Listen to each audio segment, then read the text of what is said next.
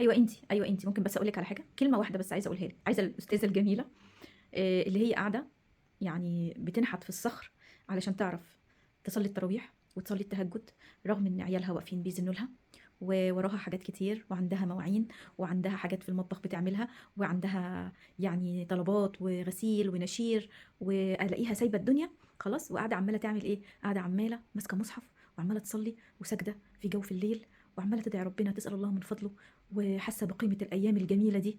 بجد انتي عظيمه انتي، ربنا يا رب يجبرك دنيا واخره.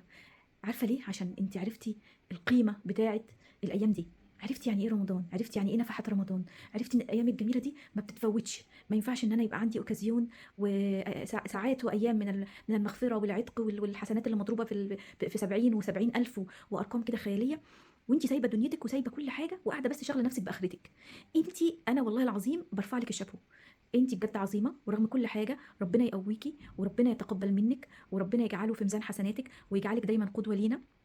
انا كنت حابه اشكرك وارفع من معنوياتك لان انا حاسه بيكي والله، حاسه بالايام اللي انت بتعيشيها وعارفه بالضغط النفسي اللي انت بتمر بيه اليومين دول، ان انت توفقي ما بين بيتك وما بين عبادتك. انت بجد عظيمه. كنت عايزه اقول على حاجه برضو، شكرا لكل الناس اللي جت في العشر الاواخر قالت لا وداعا للعزومات ووداعا للقعدات ووداعا للغيبات والنميمات والكلام اللي احنا فاهمينه ده، وقعدت كرست كل وقتها لوجه الله.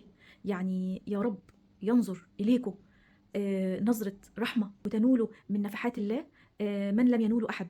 بجد يعني ربنا يتقبل منا ومنكم يا رب، وخدونا معاكم وان شاء الله هنزل لكم دعاء لليله القدر، دعاء بقى من الاخر شامل كامل وافي محقق كل الجوانب اللي ممكن اي حد يطلبها او يسالها. ان شاء الله هحاول ان انا اسجله لكم النهارده. سلام عليكم.